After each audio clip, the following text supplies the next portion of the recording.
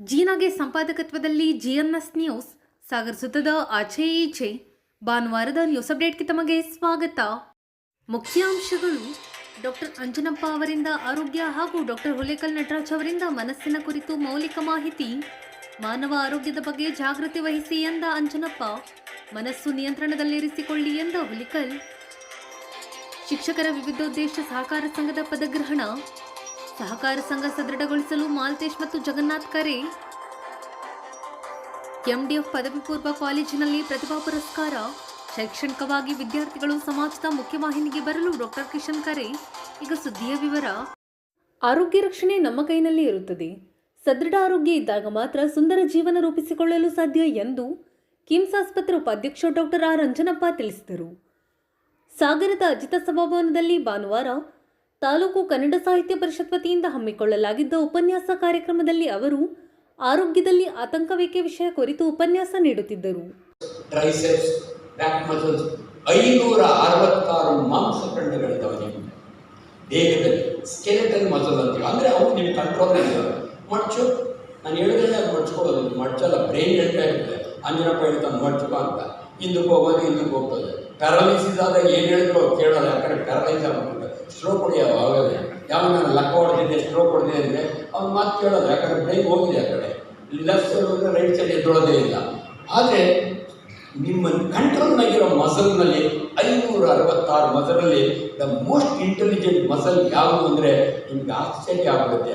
ಒಂಥರ ನಾಚಿಕೊಡ್ತಿದ್ದಾರೆ ಡಾಕ್ಟ್ರೆ, ನೀವು ವೇದಿಕೆ ಮೇಲೆ ಇವೆಲ್ಲ ಹೇಳ್ಕೊಡ್ತಾರೆ ಅಂತ. ನೋಡಿ, ನಿಮ್ಮ ಏನಲ್ಲಿ ಮುಖದ್ವಾರ ಇದೆಯಲ್ಲ, ಲಾಸ್ಟ್ ಮಸಲ್ ಇದೆ. ಅದು ಯಾಕೆ ಇಂಪಾರ್ಟೆಂಟ್ ಅಂದರೆ, ನನ್ನ ಪ್ರೊಫೆಸರ್ ಇದ್ರು ಡಾಕ್ಟರ್ ಮರಿಯಪ್ಪ ಅವರು, ನಾನು ಸೀನಿಯರ್ ಆಗೋರು ಯಾವ ಆಪರೇಷನ್ ಬೇಕಾದ್ರೆ ಕೊಡ್ತೀನಿ, ಬಾಟಮ್ ಕೊಡಲ್ಲ ಅಂತ. ಯಾಕಂದ್ರೆ ನೀವು ಸೀನಿಯರ್ ಆದ್ಮೇಲೆ ನೀನು ಬಾಟಮ್ ಮಾಡು, ಬೇರೆಯವ್ರಿಗೆ ಕೊಡಬೇಡ. ಡ್ಯಾಮೇಜ್ ಆಯಿತು ಅಂದರೆ ಅವನ ಜೀವನ ಪರ್ಯಂತ ನಾನು ಕೆಲಸ ಮಾಡ್ತಾನೆ. ಯಾಕಂದರೆ ನಾವು ಆಪರೇಷನ್ ಥಿಯೇಟರ್ ಯಾರು ಕುಂಡಿಗೆ ಹೋಗ್ತೀವಿ ನಿಮ್ಗೆ ಗೊತ್ತೇ ಆಗಲ್ಲ, ಮಾಸ್ಕ್ ಹಾಕೊಂಡ್ಬಿಟ್ರೆ. ಅದಕ್ಕೆ ನಾನು ಆಕ್ಚುಲಿ ಒಬ್ಬ ಹೇಳ್ಕೊತೀನಿ, ನನ್ನನ್ನು ಎಲ್ಲ ಕಡೆ ಯೂಟ್ಯೂಬ್ನಾಗೆ ಅಂಜನಪ್ಪ ಡಾಕ್ಟರ್ ಅಂದರೆ ದೊಡ್ಡ ಬಳ್ಳಾಪುರ ಕುಂಡಿ ಡಾಕ್ಟರ್ ಅಂತಲ್ಲ, ಅಷ್ಟು ಫೇಮಸ್ ಕುಂಡಿ ಡಾಕ್ಟರ್, ನಾನು ಅಷ್ಟೊಂದು ಕುಂಡಿ ಆಪರೇಷನ್ ಮಾಡ್ತೀನಿ. ಸೊ ಏನು ಗೊತ್ತಾ, ಆ ಮಸಲ್ನ ಡ್ಯಾಮೇಜ್ ಮಾಡಬಾರ್ದು. ಮಾಡಿದ್ರೆ ಏನಾಗುತ್ತೆ ನೋಡಿ, ಇರುತ್ತೆ ನಿಮ್ಮ ಗುದದ್ವಾರ ಇಷ್ಟೇ 1.5 ಇಂಚು, ಅದ್ರ ಮೇಲೆ 6 ಇಂಚು ರೆಕ್ಟಮ್ಮು. ನೀವು ತಿಂದ ಆಹಾರ ಎಲ್ಲ ಸುತ್ತುಕೊಂಡು ಡೈಜೆಸ್ಟ್ ಆಗಿ ಯಾವುದು ಡೈಜೆಸ್ಟ್ ಆಗಲ್ವಲ್ಲ ಅದು ಬಂದು ಇಲ್ಲಿ ಕೂತಿರುತ್ತೆ, ಸಿಗ್ಮಾಯ್ಡ್ ಕೋಲಾನ್ ಅಂತೀವಿ. ಅದಾದಮೇಲೆ ರೆಕ್ಟಮ್ನಾಗ ಬಂದು ಕಾಯ್ತಾ ಇರುತ್ತೆ ನೀವು ಯಾವ ಮೋಷನ್ ಹೋಗ್ತಿರೋ ಅಂತ. ಅದು ಬಂದಾಗ ಅಷ್ಟೇ ಹೋಗ್ಬೇಕು ನೀವು. ನಾನು ಭಾಳ ಜನ ಕೇಳ್ತೀನಿ, ಮೋಷನ್ ಯಾವಾಗ ಮಾಡಬೇಕು ಅಂದರೆ ಸೆನ್ಸೇಷನ್ ಬಂದಾಗ. ಇಲ್ಲಿ ಬಂದ್ಕೊಡ್ತಪ್ಪ, ಇಲ್ಲಿ ಮಾಡೋಕ್ಕಾಗಲ್ಲ, ಆಮೇಲೆ ಮನೆಗೂ ಮಾಡಿ. But the best way to defecate is to defecate when you get a sensation to defecate.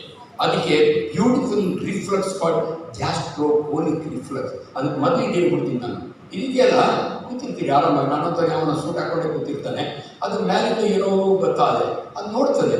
Gas ಆದರೆ ಅಲ್ಲಿ ಗ್ಯಾಸ್ ಇರುತ್ತೆ, ಲಿಕ್ವಿಡ್ ಇರುತ್ತೆ, ಸಾಲಿಡ್ ಇರುತ್ತೆ ಮೋಷನ್ನಾಗೆಲ್ಲ.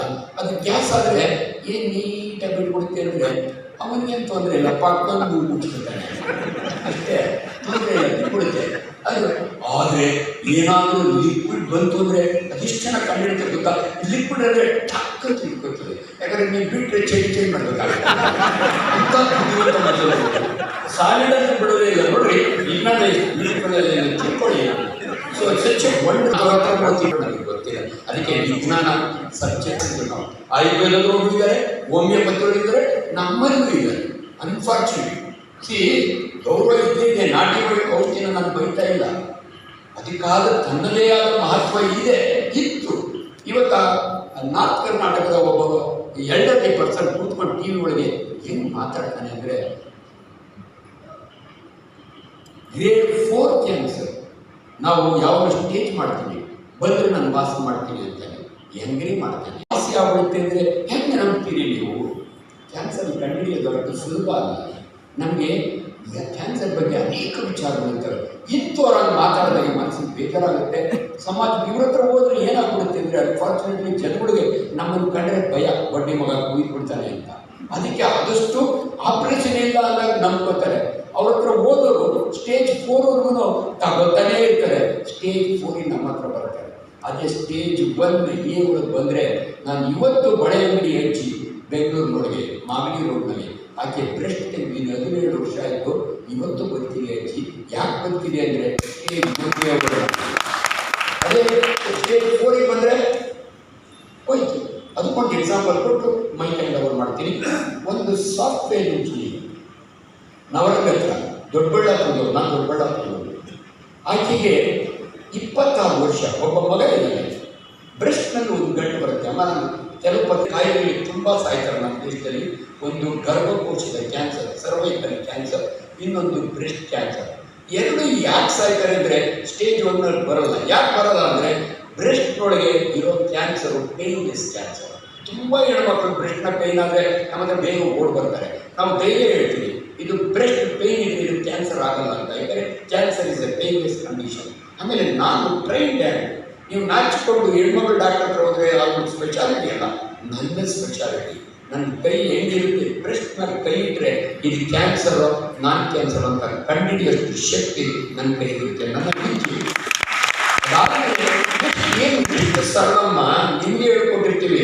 30 ವರ್ಷ ಆದಮೇಲೆ ದಿನ ಸ್ನಾನ ಮಾಡೋಗೆ ಒಂದ್ಸರಿ ನೋಡಿ ಏನಾದ್ರು ಓಡಾಡುತ್ತೆ ಅಂದರೆ ನಮ್ಮ ಹತ್ರ ಬನ್ನಿ. Very simple. ಒಂದು ಅಲ್ಟ್ರಾಸೌಂಡ್ ಸ್ಕ್ಯಾನ್ 1500 ರೂಪಾಯಿ, ಒಂದು ನೀಡ್ಲು 60 ರೂಪಾಯಿ. ನಿಮ್ಮ ಕಾಯಿಲೆ ಬಿನೈನೋ ಮೆಲಿಗ್ನೆಂಟೋ ಅಂತ ನನ್ನ ಮುಂದೆ ಇರುತ್ತೆ ರಿಪೋರ್ಟ್. ಬಿನೈನ್ ಅಂದರೆ ಆರಾಮಾಗಿರೋ ಮನೆದೇವ್ರಿಗೆ ಹೋಗಿ ಕೈ ಕೆಮ್ಮ ಅಂತೀವಿ. ಅದೇ ಕ್ಯಾನ್ಸರ್ ಇದ್ದರೆ ಬೇಗ ಬಂದಿದೆಯಾ ಬಾರಮ್ಮ, ನಿನ್ನ ಜೀವನ ಅಟ್ಲೀಸ್ಟ್ 15 ವರ್ಷ ನಾನು ಉಳಿಸೋ ಶಕ್ತಿ ದೇವ್ರು ನನಗೆ ಕೊಟ್ಟಿದ್ದಾನೆ ಅಂತ ಧೈರ್ಯ ಹೇಳ್ತೀವಿ. ಅಂಡ್ ಅನೇಕ ಹೆಣ್ಣುಮಕ್ಕಳು ಹಳ್ಳಿಗಳ ಕಡೆ ಮಗ ಕರ್ಕೊಂಬರ್ತಾನೆ, ಸ್ಟೇಜ್ 3B ಇರುತ್ತೆ. ಯಾಕೆಂದರೆ ಸರ್ ನಾನೇನು ಮಾಡಿ ಸರ್, ನಮ್ಮಮ್ಮ ಕಾಯಿಲೆ ಮುಚ್ಚಿಟ್ಕೊಂಡ್ಬಿಟ್ರು ಸರ್. ಅನೇಕ ಜನ ಸರ್ವೈಕಲ್ ಕ್ಯಾನ್ಸರ್ನಲ್ಲಿ ವೈಟ್ ಡಿಸ್ಚಾರ್ಜ್ ಇರುತ್ತೆ, ಬ್ಲೀಡಿಂಗ್ ಇರುತ್ತೆ, ಹೇಳ್ಕೊಳ್ಳೋದೇ ಇಲ್ಲ. ಹೇಳ್ಕೊಳ್ಳೋದೇ ಏನೋ ಒಂದು ನಾಚಿಕೆ, ಏನೋ ಒಂದು ಭಯ. ತಗೊಂಡೋಗ್ಬಿಡ್ತಾನೆ ಹಾಸ್ಪಿಟ್ಲಿಗೆ, ಕರೆಂಟ್ ಕೊಟ್ಬಿಡ್ತಾರೆ. ಯಾವನು ಆ ಪದನ ಕಂಡು ನನಗೆ ಗೊತ್ತಿಲ್ಲ. ಕರೆಂಟ್ ಕೊಡೋದ್ರಿ, ನಾವು ರೇಡಿಯೇಷನ್ ಕೊಡ್ತೀವಿ. ಹೇಳೋದ್ರೂ ಒಂದು ಅರ್ಥವಾಗಿ ಹೇಳ್ಬೇಕು. ಅಮ್ಮ ಕರೆಂಟಲ್ಲಿ ನಮ್ಮ ಕೊಡೋದು ಇರುತ್ತೆ, ರೇಡಿಯೋ ಥೆರಪಿ, ಅದರಿಂದ ಏನೂ ಆಗಲ್ಲ. ಅದೇನೋ ಕೂದಲೆಲ್ಲ ಉದುರೋಯ್ತದೆ ಅಂತೆ, ನಮ್ಮ ಉದುರೋಗುತ್ತೆ ಗೊತ್ತು. ಒಂದು ಕೆಲಸ ಮಾಡಿ, 2 ಕೆಲಸ ಆಗುತ್ತೆ. ಒಂದು ತಿರುಪತಿಗೆ ಹೋಗು, ಮೊದಲೇ ದೇವ್ರ ಕೈ ಮುಕ್ಕೊಂಬಿಡೋದು, ತಲೆ ಕೊಡಿಸ್ಕೊಂಬಿಡೋದು. ನಮ್ಮ ಹತ್ರ ಟ್ರೀಟ್ಮೆಂಟ್ ತೊಗೊಂಡು ನಿಮ್ಗೆ ಸರ್ ಎಷ್ಟು ಚೆನ್ನಾಗಿ ವರ್ಕೌಟ್ ಮಾಡ್ತಾರೆ ಅಂದರೆ ಇವತ್ತು ನೆನಪಿದೆ. 1984ರಲ್ಲಿ ನಾನೊಂದು ಕ್ಲಿನಿಕ್ ಇಟ್ಟಿದ್ದೆ ಹೊಸಗುಡ್ಡದಲ್ಲಿ, ಮೈಸೂರು ರೋಡ್ ಹತ್ರ. ಒಂದಿನ ನೋಡ್ತೀನಿ, ಒಂದು ಮಗ ನಂತರ ಕಟ್ಟಿಸ್ಕೊಂಡು ಅಮ್ಮ ನನ್ನ ಹತ್ರ ಎತ್ಕೊಂಡ್ಬಂದು, ಡಾಕ್ಟ್ರೇ ಮಡಿ ಡ್ಯೂರೈಟಿಸ್ ಅಂಥವ್ರ ಪಾದ ಕಾಪಾಡಬೇಕು ಅಂದರೆ ಚಪ್ಪಲಿ ಅಥವಾ ಶೂ.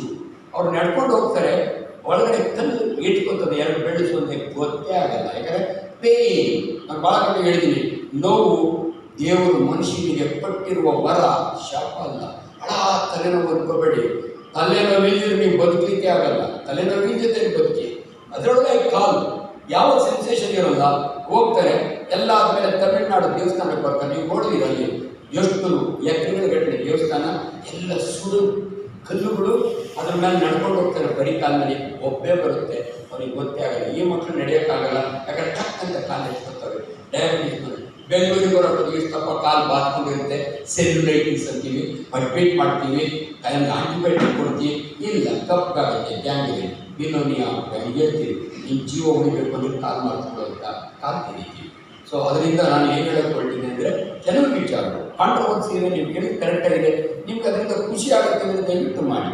ಬಟ್ ನಾನು ಆ್ಯಸ್ ಎ ಸೈಂಟಿಸ್ಟ್ ನಾನು ಐ ವಿಲ್ ನಾಟ್ ಅಡ್ವೊಕೇಟ್. ಇನ್ನೊಂದ್ರೆ, ನೀವು ಉಪವಾಸ ಇದ್ದರೆ ನಿಮ್ಮ ಕರಡೆಲ್ಲ ಓವರಾಯಿಲ್ ಆಗುತ್ತೆ ಅನ್ಕೋಬೇಡಿ. ನಿಮ್ಮ ಕೆಂಗೇರಿ ಮೋರಿ ಅಲ್ಲೇ ಇರುತ್ತೆ. ಸಣ್ಣ ಕರಡು ಹೆಂಗಿರುತ್ತೆ ಅಂದರೆ ನೀವು ನಂಬಬೇಕು ನನ್ನ ಮಾತನ್ನು. ಉಪವಾಸ ಕೆಡವಿರ್ತೀವಿ ನಾವೇ. ನಾಳೆ ಆಪರೇಷನ್ ಇದ್ದರೆ 12 hours ಸ್ಟಮಕ್ ಅಬ್ಡಾಮನ್ ಓಪನ್ ಮಾಡ್ತೀನಿ. ನಾನು ಓಪನ್ ಮಾಡಿದ್ರೆ ಎಮರ್ಜೆನ್ಸಿ ಕೇಸ್ನಲ್ಲಿ ನಿಮ್ಮ ಮಗಳು 16 ವರ್ಷದೊಳಗೆ ಇರ್ತಾಳೆ, ಸಿವಿಯರ್ ಪೇಯ್ನ್, 4ನೇ ದಿನ ಜ್ವರ ಬಂದು. ಯಾಕೆ ಅಂತ ನೋಡಿದ್ರೆ ಟೈಫಾಯ್ಡ್ ಪರ್ಪರೇಷನ್, ಕರುಳಿನ ಜ್ವರ ಅಂದರೆ ಟೈಫಾಯ್ಡ್, ತೂತೊಡೆದಿರುತ್ತೆ. ನಾನು ಅಬ್ಡಾಮನ್ ಇಷ್ಟಾಗಿರುತ್ತೆ, ಓಪನ್ ಮಾಡ್ತೀನಿ, ಗ್ಲೌಸ್ ಹ್ಯಾಂಡ್ ಒಳಗೆ ಹಾಕಿದರೆ ನನ್ನ ಕೈ ಒಚ್ಚೇರಿ ಕೆಂಗೇರಿ ಮೋದಿ ಒಳಗಿರುತ್ತೆ. ನೀವು ನಂಬಿ ನಮ್ಮನ್ನು, ನಮ್ಮ ಮಕ್ಕಳಲ್ಲಿ ಸಿಡಿಯುತ್ತೆ. ಒಂಚೂರು ಬೇಜಾರು ಮಾಡ್ಕೊಂಡಿರ, ಕೆಂಗೇರಿ ಮೋರಿಗಿಂತ ಅಷ್ಟು ನೀರುಗಳು ನಾವು ಕೈ ಹಾಕಿ ತೊಳಿತೀವ್ರಿ. ನೀವು ಪಾತ್ರೆ ತೊಳಿತೀರೋ ಚೆನ್ನಾಗಿ ನಮ್ಗೆ ಗೊತ್ತಿಲ್ಲ.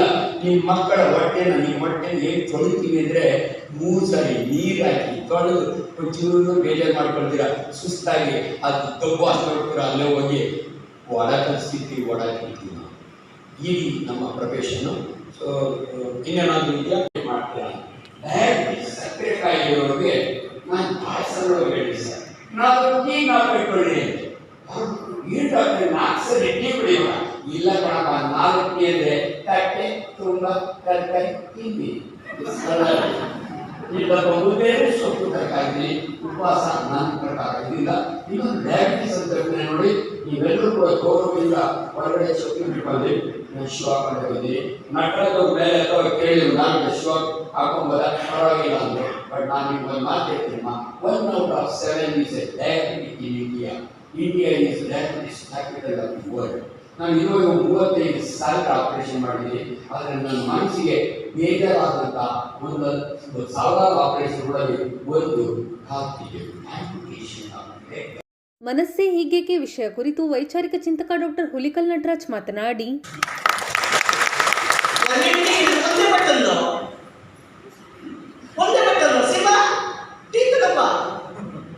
ಇಲ್ಲಿ ಟೆಕ್ನಾಲಜಿಗಿಂತ ಮನಸ್ಸಿನ ಬಾಂಧವ್ಯ ಬೇಕಾಗಿದೆ, ಮನುಷ್ಯತ್ವ ಬೇಕಾಗಿದೆ. ಮನುಷ್ಯತ್ವ ಎಲ್ಲಿದೆ ಇವತ್ತು? ಇವತ್ತು ಕಾಲೇಜ್ ಮಕ್ಕಳಿಗೆ ನಮ್ಮ ಸ್ವಾರ್ಥಕ್ಕೋಸ್ಕರ ಬಳಸ್ಕೊಳ್ತಾ ಇದ್ದೀವಿ. ಕಾಲೇಜ್ ಮಕ್ಕಳು ಹೊರಗಡೆ ಹೋದ್ರೆ ಆಮಿಷಗಳು ಬರ್ತಾ ಇದೆ. ಇವತ್ತು ಕಾಲೇಜ್ ಮಕ್ಕಳೇ ಹುಷಾರಾಗಿ ಚಾಕ್ಲೇಟ್ ಕೊಡ್ತಾ ಇದೆ.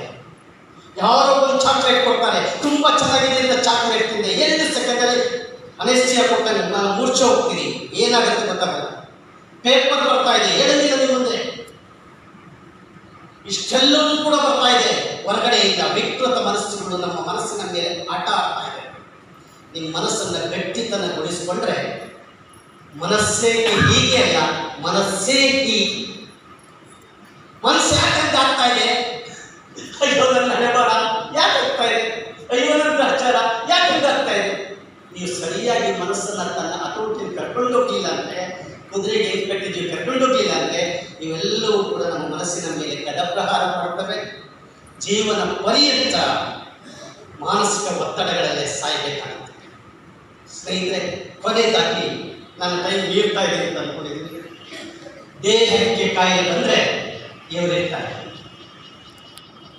ದೇಹಕ್ಕೆ ಕಾಯಿಲೆ ಬಂದರೆ, ಯಾವ ದೇಹಕ್ಕೆ ಕಾಯಿಲೆ ಬರುತ್ತೋ ಅದೇ ದೇಹ ಕಾಯಿಲೆ ವಾಸಿ ಮಾಡ್ಕೊಳ್ಳುತ್ತೆ ಶಕ್ತಿ ಇದೆ. ಅರ್ಥ ಮಾಡ್ಕೊಳ್ಳಿ. ನಿಮಗೆ ನೆಗಡಿ ಬಂತ, ಪರೀಕ್ಷೆ ಮಾಡಿ, 7 ದಿನ ಹೋಗಲೇಬೇಕಾಗ್ತದೆ. 7 days ಹೋಗ್ಬೇಕಾಗ್ತದೆ.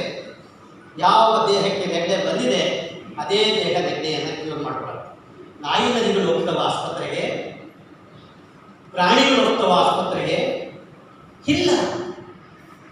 ಅದೇ ಯಾವ ದೇಹಕ್ಕೆ ನೆಗಡಿ ಬಂದಿದೆ ಡಾಕ್ಟರ್ ಹೋಗಿ ಕೇವಲ 1 ವೀಕಲ್ಲಿ ವಾಸಿಯಾಗುತ್ತೆ. ಡಾಕ್ಟರ್ ಹೋಗಿಲ್ಲ 7 ದಿವಸ ಬೇಕಾಗುತ್ತೆ.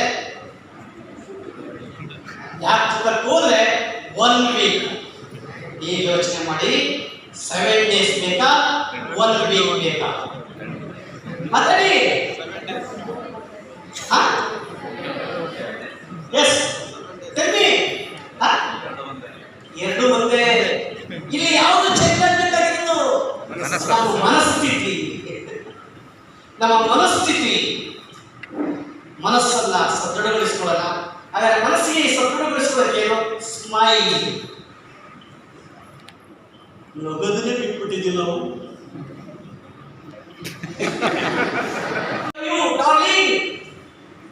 ನೀವು I love you father, I love you mother, good morning ಎಲ್ಲೋ ಇರೋರಿಗೆ ಐ ಲವ್ ಯು ಅಂತ ವಾಟ್ಸಪ್ ಅಲ್ಲಿ ಹಾಕಕ್ಕಾಗತ್ತೆ? ಎದುರುಗಡೆ ಒಬ್ಬ ತಂದೆಗೆ ಐ ಲವ್ ಯು ಅಂತ ಹೇಳಕ್ಕಾಗಲ್ಲ ನಿಮಗೆ? ಇವತ್ತು ವಾಟ್ಸಪ್ ಯೂನಿವರ್ಸಿಟಿ ಬಂದು ನಮ್ಮ ಜಗತ್ತನ್ನು ಹಾಳು ಮಾಡ್ತಾ ಇದೆ. ಸಾಮಾಜಿಕ ಜಾಲತಾಣಗಳು ಬಂದು ಆಂಗ್ಸೈಟಿ, ವೈಲೆಂಟು, ಡಿಪ್ರೆಷನ್ನು, ಸ್ಟ್ರೆಸ್ಸು, ಇಡೀ ಸಮಾಜ ಅಲ್ಲೋಲ ಕಲ್ಲೋಲ ಆಗ್ತಾ ಇದೆ. ಒಂಟಿತನಕ್ಕೆ ಈಡಾಗ್ತಾ ಇದೆ ನಮ್ಮ ಮನಸ್ಸು. Take care. ಜೀವ ಇದ್ರೆ ಜೀವನ, ಮನಸ್ಸಿದ್ರೆ ಸದೃಢತೆ, ಮನಸ್ಸಿದ್ರೆ ಕೈಲಾಸ ಅಂತ ಹೇಳ್ತಾ ನನ್ನ ಮಾತು ಇಷ್ಟ ಆಗಿದ್ರೆ ತಾವು ಚಪ್ಪಾಳೆ ತಪ್ಪು. ಹಾಗೆ ಅಪೋಸಿಟ್.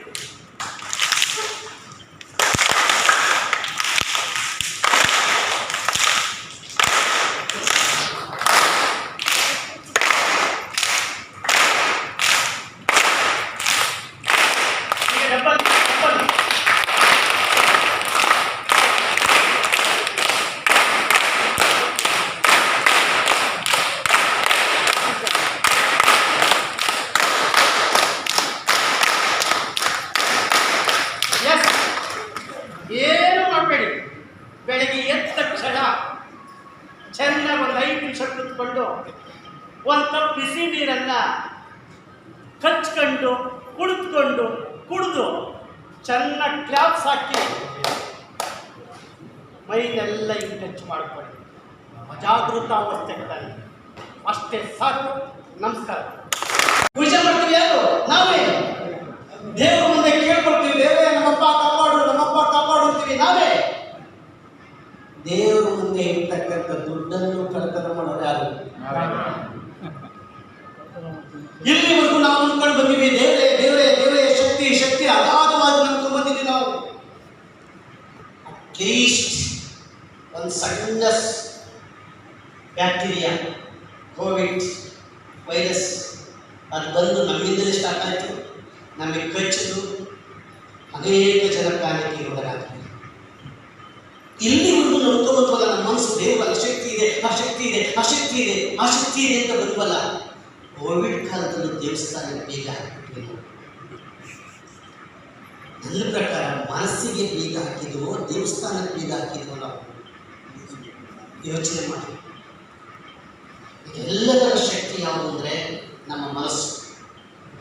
ನಮ್ಮ ಮನಸ್ಸನ್ನು ಹೇಗೆ ಹರಿಬಿಡ್ತೀವಿ ಅನ್ನೋದ್ರ ಮೇಲೆ ನಮ್ಮ ವ್ಯಕ್ತಿತ್ವ, ನಮ್ಮ ನಡವಳಿಕೆ, ನಮ್ಮ ಆಟಿಟ್ಯೂಡ್, ನಮ್ಮ ಬಿಹೇವಿಯರ್ ನಿಂತಿರುತ್ತೆ. ಅದಕ್ಕೆ ಬೆಳಗ್ಗೆದ್ರೆ ಸಮಾಧಾನದಿಂದ ಹೆಜ್ಜೆಡಿ. ಸಾಹಿತ್ಯ ಪರಿಷತ್ ಅಧ್ಯಕ್ಷ ವಿಟ್ಟಿಸ್ವಾಮಿ ಕಾರ್ಯಕ್ರಮದ ಅಧ್ಯಕ್ಷತೆ ವಹಿಸಿದ್ದರು.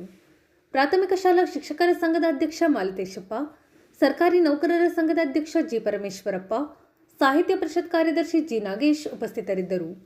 ಡಾಕ್ಟರ್ ಪ್ರಸನ್ನ ಪ್ರಾರ್ಥಿಸಿದರು. ಲೋಕೇಶ್ ಕುಮಾರ್ ವಂದಿಸಿದರು. ನಾರಾಯಣಮೂರ್ತಿ ಕಾನ್ಗೋಡ್ ಕಾರ್ಯಕ್ರಮ ನಿರೂಪಿಸಿದರು. ಶಿಕ್ಷಕರ ಸಹಕಾರಿ ಸಂಘ ಸದೃಢಗೊಳಿಸುವ ಜವಾಬ್ದಾರಿ ಶಿಕ್ಷಕರ ಮೇಲೆ ಇದೆ. ಆರ್ಥಿಕ ವಹಿವಾಟು ಇರುವ ಸಂಘಟನೆಗಳು ಪಾರದರ್ಶಕವಾಗಿ ಕೆಲಸ ಮಾಡಿದರೆ ಹೆಚ್ಚು ಜನರನ್ನು ತಲುಪಲು ಸಾಧ್ಯವಾಗುತ್ತದೆ ಎಂದು ಕ್ಷೇತ್ರ ಸಮನ್ವಯಾಧಿಕಾರಿ ಡಾಕ್ಟರ್ ಅನ್ನಪೂರ್ಣ ತಿಳಿಸಿದರು.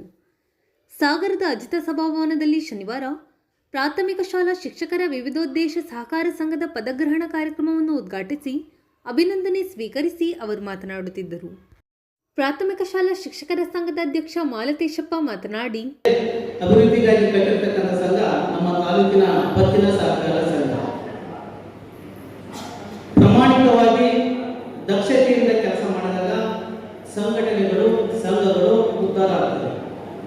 ಆ ನಿಟ್ಟಿನಂತ ಇದರ ಒಂದು ಹಳೆಯ ನೆನಪುಗಳನ್ನು ತಗೊಂಡ್ರೆ ನನಗೆ ನೆನಪಿದೆ, 2014ರಲ್ಲಿ ಈ ಸಂಘ ಸೂಪರ್ ಸೀಡ್ ಆಯಿತು. ಇಂಥ ಸಂದರ್ಭದಲ್ಲಿ ಅವಾಗಿನ ಅಧ್ಯಕ್ಷರಾಗಿರ್ತಕ್ಕಂಥ ಅವರನ್ನು ನೆನೆಸ್ಕೊಳ್ಬೇಕು, ಕನಕದಪ್ಪ ಅವರನ್ನು. ಅವರ ಮಾರ್ಗದರ್ಶನದಲ್ಲಿ ಮತ್ತೆ ಈ ಸಂಘಕ್ಕೆ ಒಂದು ಚಾಲೆಂಜ್ ಸಿಗ್ತದೆ. ಮೊಟ್ಟ ಮೊದಲಾಗಿ ಪತ್ತಿನ ಸಹಕಾರ ಸಂಘದ ಪ್ರಥಮ ಮಹಿಳಾ ಅಧ್ಯಕ್ಷನಾಗಿ ಶ್ರೀಮತಿ ರೇವಮ್ಮ ಅಧ್ಯಕ್ಷರಾಗ್ತಾರೆ. ಅದರ ನಂತರ ಇಲ್ಲಿ 2 ವರ್ಷಕ್ಕೆ ನನ್ನ ಆತ್ಮೀಯ ಸ್ನೇಹಿತರಾಗಿರ್ತಕ್ಕಂಥ ದಿವಂಗತ ಶಿವಪ್ಪ, ಓಕೆ ಶಿವಪ್ಪನವರು ಅಧ್ಯಕ್ಷರಾಗ್ತಾರೆ. ಈ ಸಂದರ್ಭದಲ್ಲಿ ಸೆಕ್ರೆಟರಿಯಾಗಿ ನಮ್ಮ ಅಣ್ಣ ತೀರ್ಥರಕ್ಕೆ ಮುನವರ ಟಿವಿಯು. ನಮ್ಗೆ ಗೊತ್ತಿದೆ, ಆ ಕಾಲದಲ್ಲಿ ನೋಡಿದ್ರೆ ಲೆಡ್ಜರ್ ಎಲ್ಲ ಹೊರದಿರ್ತಕ್ಕಂಥ ಲೆಡ್ಜರು ತುಂಡಾಗಿರ್ತಕ್ಕಂಥ ಹಾಳೆಗಳನ್ನ ಇಟ್ಕೊಂಡು ಮನೋಹರ ಟಿವಿಯವರು ಶಿಕ್ಷಕರ ಮನೆಗೆ, ಶಾಲೆಗಳಿಗೆ, ಕ್ಲಸ್ಟರ್ ಲೆಡ್ಜರಿಗೆ ಆ ಒಂದು ಸಂಘಟನೆಗೆ ಒಂದು ಚೌಕಟ್ಟನ್ನು ಹಾಕ್ತಾರೆ. ಇದನ್ನು ನಾವು ಮರೆಯಕ್ಕಾಗೋದಿಲ್ಲ. ಅವತ್ತು ಆ ಉದ್ಭವವಾಗಿರ್ತಕ್ಕಂಥ ಬಿದ್ದೋಗಿರ್ತಕ್ಕಂಥ ಸಂಘ ಮತ್ತೆ ಉದ್ಭವವಾಗಿರ್ತಕ್ಕಂಥ ಸಂದರ್ಭದಲ್ಲಿ 25,000 ರೂಪಾಯಿಗಳನ್ನು ಕೊಡ್ತಕ್ಕಂಥ ಒಂದು ಕಾರ್ಯ ನಮ್ಮ ರೇವಮ್ಮ ಮತ್ತು ಶಿವಪ್ಪನವರ ಅಧ್ಯಕ್ಷರಾಗಿರ್ತಕ್ಕಂಥ ಸಂದರ್ಭದಲ್ಲಿ ನಡೆದಿದೆ. ಅದರ ನಂತರ ಬಂದಿರತಕ್ಕಂಥ ಹೊಸ ಸಂಘಟನೆಯಲ್ಲಿ ನಮ್ಮ ಭೂಕೇಶ್ವರಪ್ಪನವರು ಅಧ್ಯಕ್ಷರಾಗ್ತಾರೆ. ತಮಗೆಲ್ಲ ಗೊತ್ತಿರತಕ್ಕಂಥ ವಿಷಯ, ಸಂಘದಲ್ಲಿ ದೊಡ್ಡ ಕ್ರಾಂತಿನೇ ಆಗ್ತದೆ. ತಾಲೂಕಲ್ಲಿ ಆ ಪತ್ತಿನ ಸಹಕಾರ ಸಂಘದಲ್ಲಿ ದೊಡ್ಡ ಕ್ರಾಂತಿಯ ದಿನಗಳು ಆ ಭೂಕೇಶ್ವರಪ್ಪನವರ ದಿನಗಳು. ಆ ಈ ಕಾಂಪೌಂಡ್ ವ್ಯವಸ್ಥೆ ಆಗಿರ್ಬೋದು, ಕಂಪ್ಯೂಟರೀಕರಣ ಆಗಿರ್ಬೋದು, ಆ 25,000 3-4 ಲಕ್ಷದವರೆಗೂ ಸಾಲವನ್ನು ಕೊಡ್ತಕ್ಕಂಥದ್ದು ಸೇರ್ಸಂದ್ರೆ ರಿಯಲಿ ಗ್ರೇಟ್. ಅವರಿಗೆ ಈ ಸಂದರ್ಭದಲ್ಲಿ ಅಭಿನಂದನೆ ಹೇಳಲಿಕ್ಕೆ ಬಯಸ್ತೇನೆ. ನಮ್ಮ ಮನೋರತ್ನವರು ಹೇಳ್ತಾರೆ, ಯಶಸ್ಸು ಅಂದ್ರೆ ಸಾಧನೆ, ಶ್ರಮ, ಪ್ರೇರಣೆ ಇವುಗಳನ್ನು ಹೊಂದಿರತಕ್ಕಂಥ ಒಂದು ರೈಲಿನ ಬೋಗಿ ಇದ್ದಂಗೆ. ಅದು ಸರಿಯಾಗಿ ಟ್ರೈನ್ ಸಾಕಬೇಕಪ್ಪ ಅಂದ್ರೆ ಆತ್ಮವಿಶ್ವಾಸ ಬೇಕು. ಆತ್ಮವಿಶ್ವಾಸವನ್ನು ಹೊಂದಿರತಕ್ಕಂಥ ದಕ್ಷ ಪ್ರಾಮಾಣಿಕರಾಗಿರ್ತಕ್ಕಂಥ ಮನೋರತ್ನವರ ಕೈಗೆ ನೆಕ್ಸ್ಟ್ ಅಧಿಕಾರ ಹೋಗ್ತದೆ.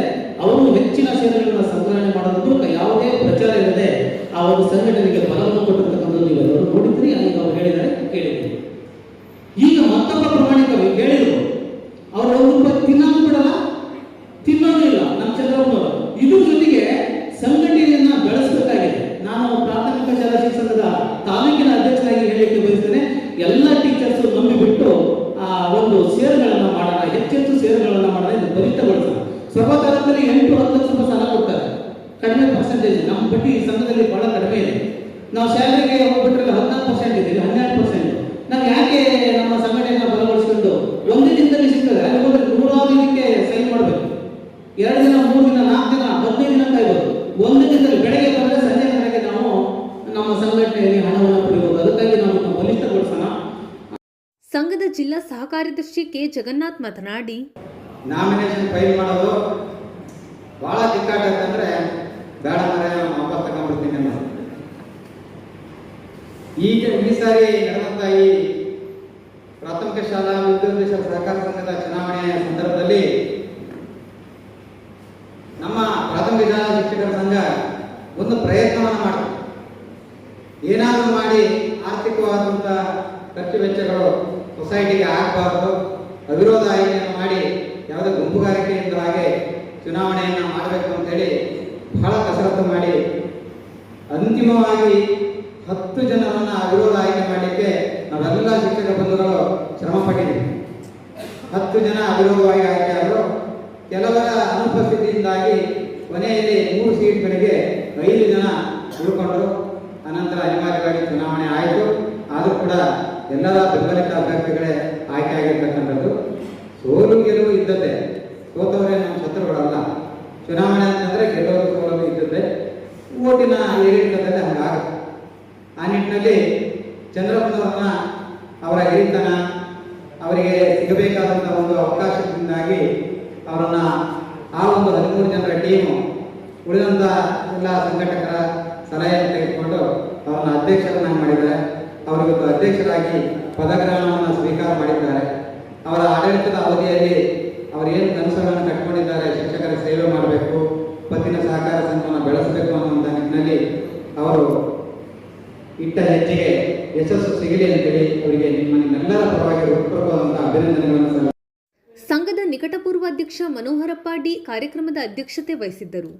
ಸರ್ಕಾರಿ ನೌಕರರ ಸಂಘದ ಅಧ್ಯಕ್ಷ ಜಿ ಪರಮೇಶ್ವರಪ್ಪ, ಚಂದ್ರಪ್ಪ ಏಳಿ, Bhoomesh, Ramesh NK, Jagannath K, Dinesh, Victoria ಫಿಟಾಡು, ಗವಿಯಪ್ಪ ಎಲ್ಟಿ, ಹೂವಪ್ಪ, ಕವಿರಾಜ್, ಮಂಜುನಾಥ್, ಬಸವರಾಜ್ ಇನ್ನಿತರರು ಹಾಜರಿದ್ದರು. ಮಹೇಶ್ ಎಚ್ ಬಿ ಸ್ವಾಗತಿಸಿದರು. ಮೂರ್ತಿ ಎಂವೈ ಪ್ರಾಸ್ತಾವಿಕ ಮಾತನಾಡಿದರು. ನಾಗರಾಜ್ ವಂದಿಸಿದರು. ಯಶೋಧರ ಮತ್ತು ನೇತ್ರಾವತಿ ಕಾರ್ಯಕ್ರಮ ನಿರೂಪಿಸಿದರು. ಸಾಧನೆ ಹಾದಿ ಸುಲಭವಾಗಿ ಇರುವುದಿಲ್ಲ. ಪುರಸ್ಕಾರ, ಸನ್ಮಾನ, ಶ್ಲಾಘನೆಗಳು ನಮ್ಮನ್ನು ಮೈಮರೆಸುವ ಬದಲು ಎಚ್ಚರಿಕೆ ಗಂಟೆ ಜೊತೆಗೆ ಜವಾಬ್ದಾರಿಯನ್ನು ನೆನಪಿಸಬೇಕು ಎಂದು ಡಾಕ್ಟರ್ ಕಿಶನ್ ಭಾಗವತ್ ತಿಳಿಸಿದರು. ಸಾಗರದ ಬ್ರಾಸಂ ಸಭಾಭವನದಲ್ಲಿ ಶನಿವಾರ ಮಲೆನಾಡು ಅಭಿವೃದ್ಧಿ ಪ್ರತಿಷ್ಠಾನದ ಎಂಡಿಎಫ್ ಸ್ವತಂತ್ರ ಪದವಿ ಪೂರ್ವ ವಿಜ್ಞಾನ ಮತ್ತು ವಾಣಿಜ್ಯ ಕಾಲೇಜಿನ ಪ್ರತಿಭಾ ಪುರಸ್ಕಾರ ಕಾರ್ಯಕ್ರಮದಲ್ಲಿ ಪಾಲ್ಗೊಂಡು ಅವರು ಮಾತನಾಡುತ್ತಿದ್ದರು. ಬಹಳ ಖುಷಿ ಆಗ್ತಾ ಇದೆ, ಯಾಕಂದ್ರೆ ನೀವು ಜೀವನದಲ್ಲಿ ಏನೋ ಒಂದು ಸಾಧನೆಯನ್ನ ಮಾಡಿದ್ದೀರಿ. ಆ ಸಾಧನೆಯನ್ನ ಗುರುತಿಸ್ಲಿಕ್ಕೆ ನಿಮ್ಮನ್ನೆಲ್ಲರನ್ನು ಇವತ್ತು ಕರೆದಿದ್ದಾರೆ. ಇದು ನಮಗೆಲ್ಲರಿಗೂ ನಿಮ್ಗೆಲ್ಲರಿಗೂ ಒಂದು ಎಚ್ಚರಿಕೆ ಅಂತ ಹೇಳ್ತೀನಿ.